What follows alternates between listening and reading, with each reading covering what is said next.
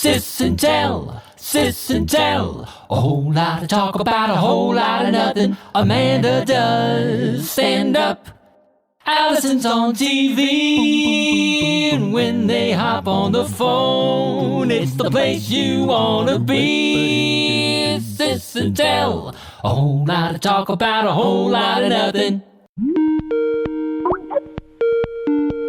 Hey, Allie. Hey, man, what's going on? I'm in the midst of laundry hell. Well, that's what happens when you get 4 weeks of freedom because the kids go to camp. This is the payment. It comes due. 6 duffel bags full of God knows what. Mostly arrived okay. So I was working on Monday, and we'll talk about this at another time. But yes, I was shooting a TV show. So Aaron picked up the kids, and I'm hanging out in my room on set, and I get a call, and it's from camp.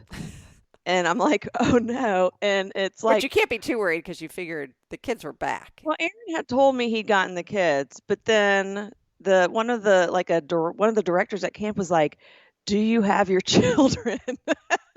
Oh, and that sounds like the start of a really spooky camp movie. Yeah. I know. And I'm like, I'm at work, but I think my husband does. What's up? And she said, we found Murray's luggage, and we just wanted to make sure you had Murray. So what happened was Murray tried to get his luggage, and the woman who was, I guess, coordinating it was like, no, an adult has to grab it. So he said, okay, and he went inside. Pickup was at a synagogue. He went inside, went to the bathroom, came back out, got in the car, and they left. And Aaron didn't know the stuff never made it because he had to be on a conference call simultaneously. And then we ended up getting the stuff. Wait, but how did he get the twins' luggage if that was the case?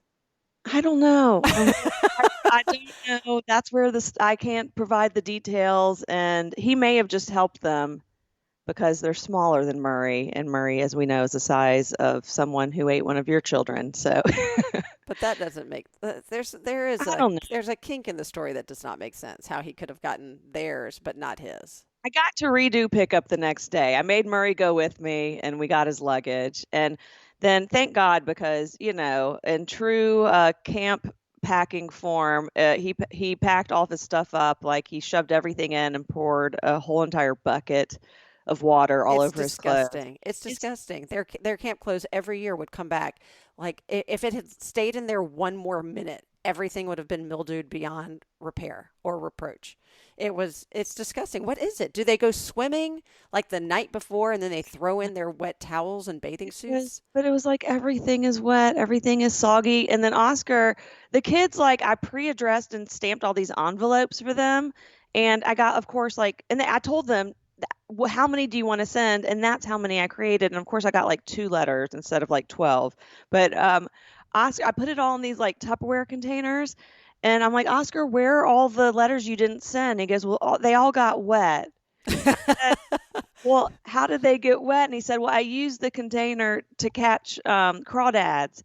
And I don't he and his friends like not only caught crawdads, they brought them back to the bunk and kept them as pets. And he told me all of their names, and the names got a little more inappropriate as the summer went on because that is disgusting. So boys are gross, but we saved the best for last. Thank God I did the boys first. But Ruby's, I couldn't believe it. I opened it up, and it was like that scene from Pulp Fiction where they open up the briefcase and there's like that shining light. Yeah. Did she have like air freshener packets in there too? Right. She had, it was like she had rolled all of her clothes, first of all. Well, I know she did that to go to camp. Right. She did that coming home too? She did it coming home. Oh, and come on. She put it in categories. So I was able to wash all of the bras and underwear and like Shabbat clothes all together and delicates. And she had all of the sweatpant material stuff all together. It was incredible.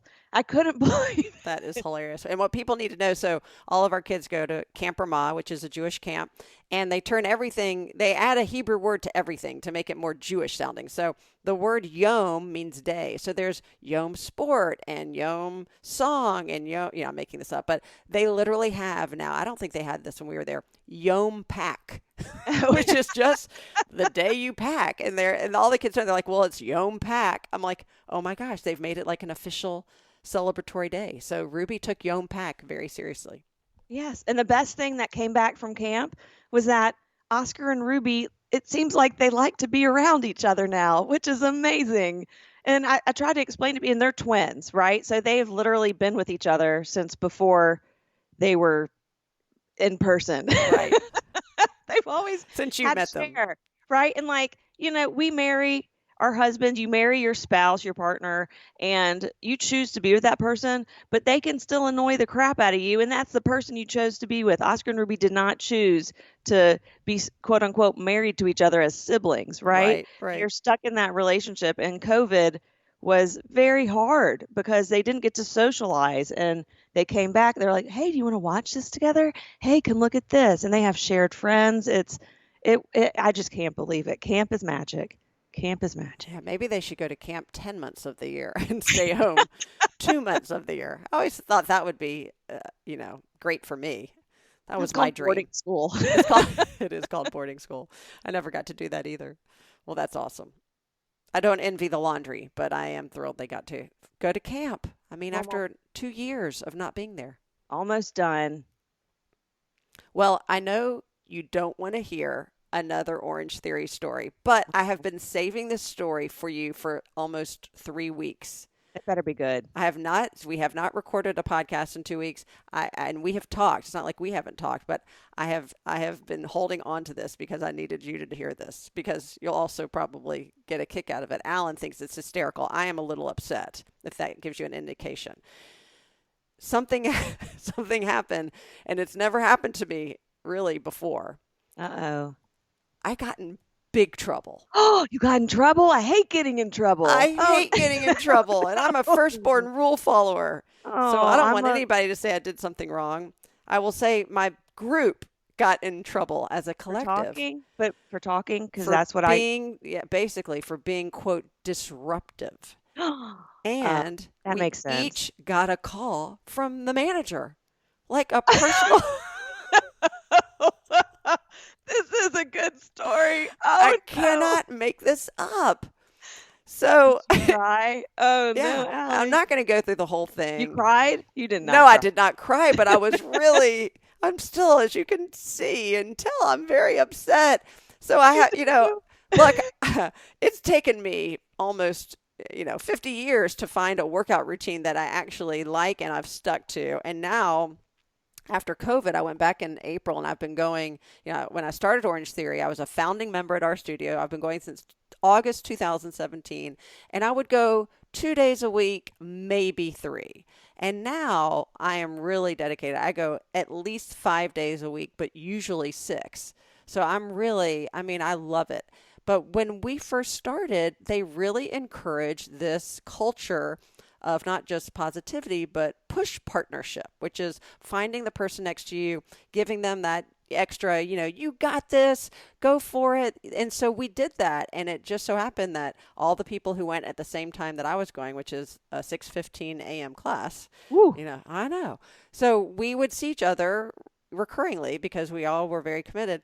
And so we became social, and then we'd start doing things, not a ton, but outside of Orange Theory. And we had sort of a Friendsgiving, etc. Oh, and no. Are you a clique? Are you an Orange Theory clique? Okay, I'm not. It's sort of. I'm not. It's not a clicky click. It's like Mean Girls. No, we are not Mean Girls. We are so the opposite of Mean Girls. You're Regina George? Are you Regina George? No, you're not letting me finish. I'm not in a clique, and I am opposed to cliques. We are a clique in that we have formed a social and workout bond with each other. But we are a very open and inclusive clique. So, it started out like a few of us talking and then more. I mean, right now we might go on any given day and there's 11 or 12 of us who are all friendly and friends working working out. So it's not, and if another person joins, we include them. So Right. sort Yeah. of clicky. We are, though, we're very, very Loud. dedicated. We are loud. There is that. So we are loud and we are push partners. And we do have a tendency during, especially when it's the weight floor, when they're explaining something, because we've been going for 4 years. I know this doesn't make it right, but we sort of, it's not like we know every exercise they're going to do, but how many times can they show you how to do, a bicep curl and a burpee, etc. So we might tend to talk during that, which could be disruptive. And there's a new coach who was not used to us, probably still isn't, and I think was taking it personally. Anyway, but none of us, 3 of us out of the 10 or 11 didn't even go for about 14, 15 months during COVID. So 3 of us just started back in April. One of my friends, Amber, who they like to call her the ringleader because she kind of is. She is like the ultimate cheerleader.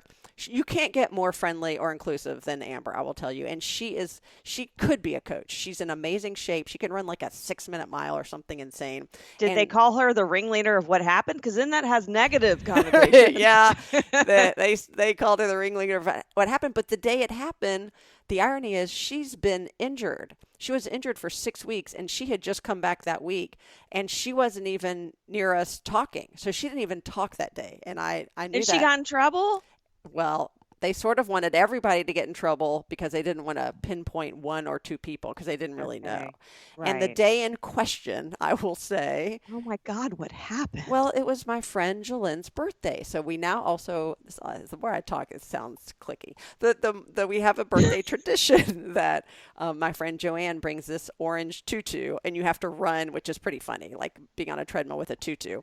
And then sometimes people have to leave to go early to work. So we wanted to make sure to get a group photo. So while we're in the weight room, after she explains everything, we just had the woman who works at the counter come in, take a picture, and leave. That literally took 10 seconds. Okay. Is that what you got in trouble for? Was taking That's a picture? all I could imagine. That we were very enthusiastic about Jalen's birthday, but we did all the workouts. I'm also like, I have no idea what people are doing in other parts of the workout space because I'm just trying to survive on any given day. So that's all I can imagine. Yes, we did have somebody take a picture of us for 10 seconds and then leave. But so we each get a call. I had to go. This makes me mad. Yeah. I'm mad. Yeah. Now I'm mad. Yeah. So this is the day I drove to Atlanta, and I'm on my way back, and I missed a call from the manager. And so I call her back, and I'm thinking, in my head, I'm thinking, oh, good. I don't know. She's calling to check in. She's like, I'm calling. It was like getting called into the principal's office. It was so humiliating. And she's like, we had 4 people complain this morning about your group. So I'm calling everybody who was there to let you know. Oh, so it wasn't the coach. It was your fellow. Apparently fellow workout people who complained to the coach that we were being disruptive. And we have had complaints before. And people have either moved to a different time slot, or she said there are some people who quit Orange Theory because of that, because of us, which I find very hard to believe, which really sent me through. So anyway. Quit because you're. Who knows? They felt like left out or something? What does that even mean? Idea. You're not mean to people. That's not even in your nature. No. And my whole thing was, like, okay. Some people need quiet at 6:50. You know what I mean? Like if it's 6:50. Okay, they may need quiet, but let me tell you, there's like 30 people working out. The music is blaring. The coach is like screaming. Like, it is not a quiet atmosphere. And it's not yoga. We're literally just doing what Orange Theory, the culture, we are adhering to the culture that they instilled 4 years ago when we all joined, which is this idea of camaraderie, and that working out is social, and you should push each other, and you should talk. And look, I said, I take full responsibility. I did the 3-step apology. I am so sorry. I take full responsibility for anything I've done that might have caused disruptiveness or disrespect to the coach. I won't talk during, the workout when they explain things. But I said, I also have to tell you that I feel like, and we all said this independently of each other, that it was hypocritical of them to call us out on this. And we also felt like the coach had it out for us a little bit and maybe, she was new. And had sort of instilled a negative Hostile. vibe in the room Yes. that we felt. So then, as if it's not middle school enough, the manager Oh no, was she tells listening? no. Oh, She tells because we all connected with each other. I didn't talk to anybody before I called the manager back, but then we all connected with each other. We'd all heard the same and responded pretty similarly, and said about the coach, like feeling like it was sort of a negative vibe, and we're used to very positive reinforcement and feedback. So the manager goes back to the coach and tells her we've said all this. oh, that's uncomfortable. Yeah, which is not, look, I'm not, it wasn't that I was tattling, but I kind of said to her, like, I'm shocked that you're calling to call me out. I thought you were calling to apologize for this sort of negative energy that's been going on, which we've all felt. So then we get a text from the coach saying, I'm so sorry if I've been negative and I had no idea, And of course, I just don't operate this way. This is like he said, or really she said, and it's got on this Drama. It's such God. drama. We were all laughing because we all go to the gym to decompress and de-stress, and this was just causing stress. So I texted the coach back and I said, can we talk? I don't do this texting Right. thing. I hate that. And she's Yeah, like let's. probably 25 years old, right? I Right. could literally I'm as old enough to be her mother. We had a wonderful conversation. I said the same thing to her. I said, we would never intend to disrespect you. When we're talking, we're not even thinking that way. We're just trying to have this camaraderie. It was nothing personal against you, but we are cognizant of it now. We won't do that. We want you to succeed. I said, because you make us succeed. So all we want for you is good things, and we want you to set that culture of positivity and encouragement. It doesn't behoove us to do anything to disrespect you. So whatever we've done, we acknowledge it was unintentional. And I said, I can speak for myself. I will be really aware of that. And she's like, I appreciate that, and I will too. So it was really good. Actually, the whole thing was good because it nipped whatever perceptions we all had of each Right. other in the bud. Yeah. But oh my gosh, the whole thing of like the tattling and all of that. And some of it you can see like on the Orange Theory meme Facebook page of people saying, well, you should stop talking. And people are like, look, I'm talking to my push part. Even when I'm with people, this morning I was with people I didn't know, and I'm talking to them. And But that's why people Yes. continue going to work out at gyms, is because they make friends Yes. and they have that camaraderie, Yeah. right? Like when I stopped working out about a week into COVID when they shut our gym down and it became an online experience. But that's what they encouraged, and they would have social events too for people to bond. Yeah. And the only time I got in trouble was we had this high five board where they're about celebrating like tiny little successes, right? So if you did one pull up and you'd never done one before, they wanted to celebrate that. And so I put on there, I can talk while I'm running, which to That's me a big deal. was a big deal because I would never been able to talk and run at the same time. And that's a huge accomplishment. I agree. I agree. But they erased it. What? And I said, why did you erase that? And they said they thought I was joking and was saying, I don't know, they thought I was joking about talking or something. I go, no, that was an accomplishment for me. Don't erase my high five. You come to me and ask me to explain it instead of erasing it. Right. That's when they got in trouble. I was so annoyed. I was like, really? That was a big deal for me, and you just made it not a big deal. Yeah. Right? Like you just come to me before you erase something that I write. That I thought was really tacky, but Yeah, because the reality is I could work out anywhere. During COVID, I was running outside, almost every day. I still have that Peloton app, and I can do classes in my backyard by myself.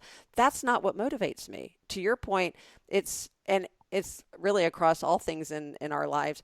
We are relationship people.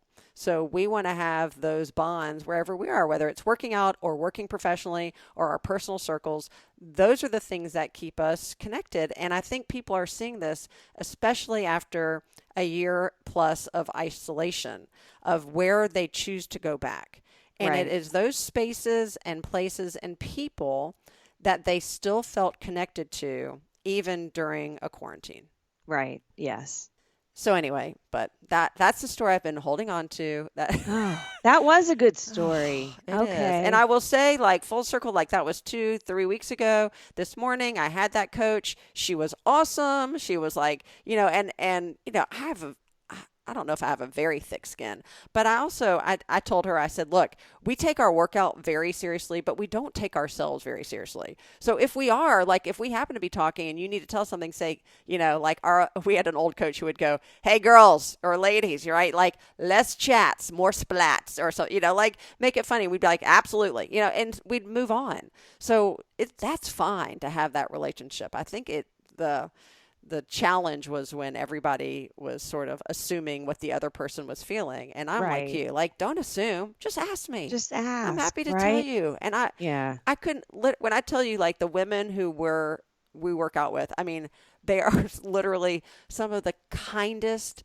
exceptionally friendly, inclusive, people on earth. So it's not, I'd like to include myself in that, but these are not people who would have any ill intentions. So I'm annoyed that whoever talked to you and reprimanded you, like, put all that on you of people like quitting or changing times because of y'all. I know. Like, why would you wait? Like, if something was an issue, she needed to say something. As soon as the first person said, I'm moving because of this group of rowdy women, like, just say something, right? But to put that on you, but you also don't know what sort of challenges that woman faces. Maybe she has social anxiety and you guys are a lot for her, right? Or she's shy and gets intimidated by super outgoing people and it was too much, right? That's not fair to put that on you. Oh, it's not man. fair. And to be honest, when I think back, I can imagine one person in particular. I don't even know her name, and it was early on in our workouts, because they've changed the model of how you get assigned to, like, the treadmill or things like that. And we were a little obnoxious, like grabbing the treadmills at first and things like that. But she took it very personally, and she lashed out at one of our friends at one of the workouts, and I haven't seen her back. Did she hit her with a kettlebell? No, she did.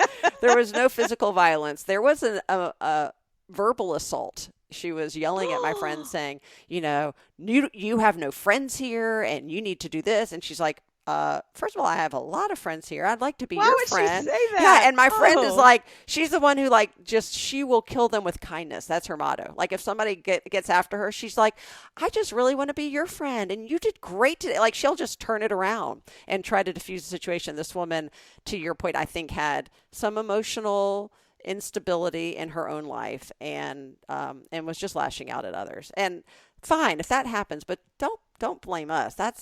There's a greater ill there. We might have just been one little symptom in her life that sent her over the edge. And to be honest, we are not disruptive. It is not like we are yelling and screaming and all of this. We just, I feel like we have a good time. We don't, it's a workout. If not, it'll be miserable. It sounds like every single comment I got on my report cards in elementary school, which when it comes down to it, we are a joy. Yeah, we are a joy to be around, but sometimes we talk too much. Yeah. Right? Yeah. In my adult life, I have become more self-aware of how much I talk. And I have to say I'm a conversationalist and I like to ask people questions. So it's not like me just talking about myself.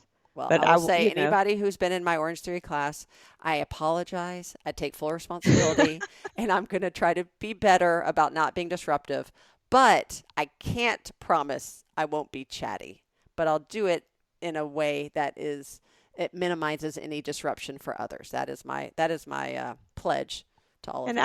And as a follow-up, if you appreciate Alison talking, but don't want to hear it during Orange Theory, right? Subscribe to the podcast. Then you can hear her talk, all the time. That's the irony. Some people choose to listen to me while they're working out, and some people are just really annoyed by it. Right. Okay, so one other thing. I had somebody who requested we talk about this on the podcast. Okay. My friend Beth Gray, and this is ironic, has gone gray. She is my age. And she decided, I think about 9 months ago, that she was done coloring her hair and is letting it go naturally gray.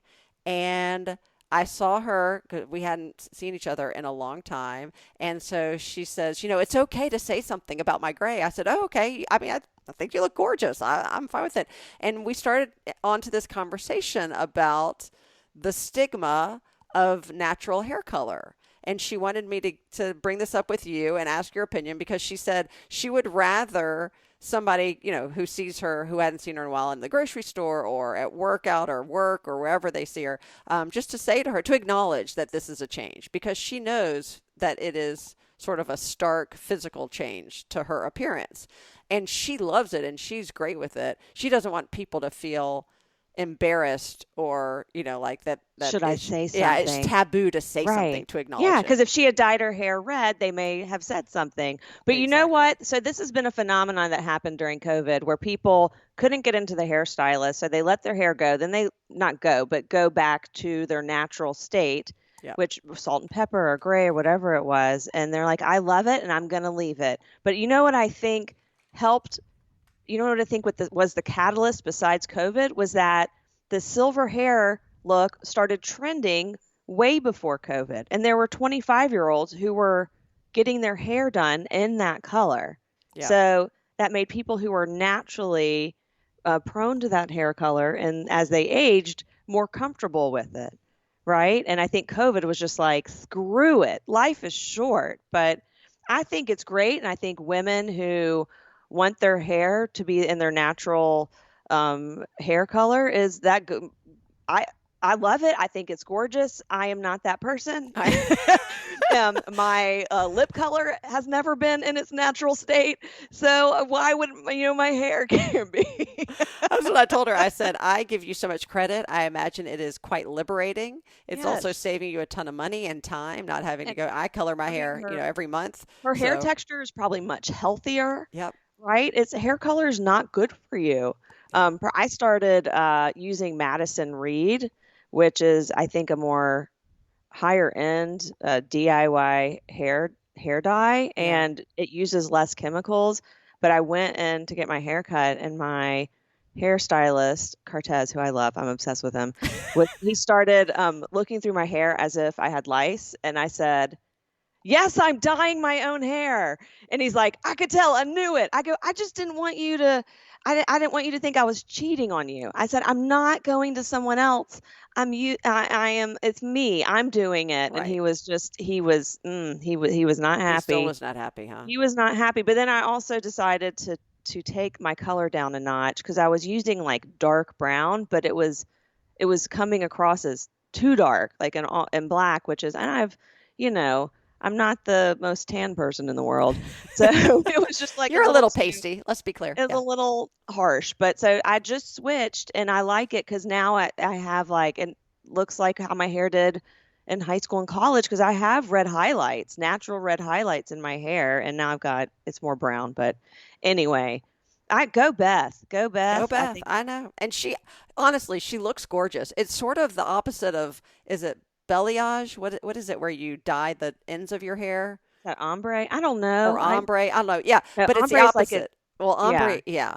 I don't know what it is, but I don't know. It looks great on her. She's a beautiful woman, and she's so self-confident. I mean, she can walk in any room and own it in 2 minutes anyway. So I love that she's wants to acknowledge that it's okay for people just to say, hey, you're going gray, because she would embrace it and say, yeah, I'm going gray. And so it's like half gray on her head and then darker on the bottom. And I think it looks so cool. I said, our dad had a natural gray stripe for a while that people thought he inserted. And like Stacey London. Yeah. Stacey London was doing it before anyone else. She is gorgeous. What was her show on HGTV, or was it TLC? Yeah. Which one? It was what you wear. So, what was it? What not to wear. What not to wear. What yes. what not to wear. Not to wear. And right, so she has, like those her gray was always, she always looked fabulous, and she still does. And well, I will say that when Beth brought this up, I did brag on you, and I said that you have always been the person since you were little that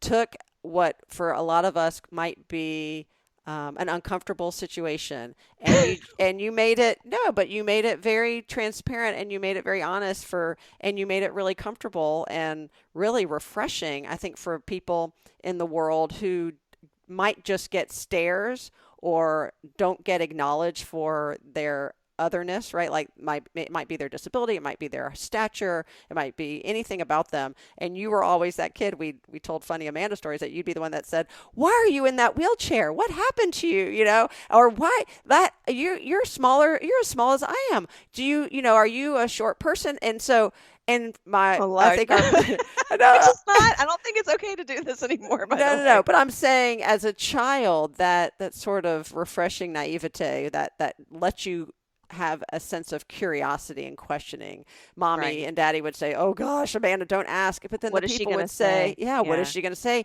And in response, actually, the people that you approached, although it might have seemed embarrassing to Mommy and Daddy at first, were so appreciative of just being acknowledged, right? Like, and I'm saying we both know there is a respectful way to do that on today's, they were used to being ignored instead, right. And I think that was Beth's point on some level, right? Like, don't ignore the obvious that's in your face. Acknowledge it, because everything is a thing of beauty, and don't assume that what might feel inappropriate for you, it feels like taboo for someone else. So. Right. Which is also my rule of thumb that I live by when telling people that they either have lipstick on their teeth or a booger hanging out of their nose. Absolutely. Or food in their teeth. And I'm often that person who does that to a stranger, and they are so appreciative. And they've been going around all day, walking around Target with their family who has not told them they've got something on their teeth. And I'm in checkout being like, "Hey, ma'am, you gotta do something. You got a little," and they're like, "Oh my God, thank you so much." So anyways, if you see something, say something. Mm-hmm. Right? And I think a lot of the times it's also compliments. Compliments are free. So I love, and my oldest does this, and he passes on to his other siblings. But if you see something, and even if it's a stranger or a friend, someone in the checkout line, don't be shy and feel free to give it away. It's free. You know what else? But is don't also be free? Disruptive. Don't overdo it.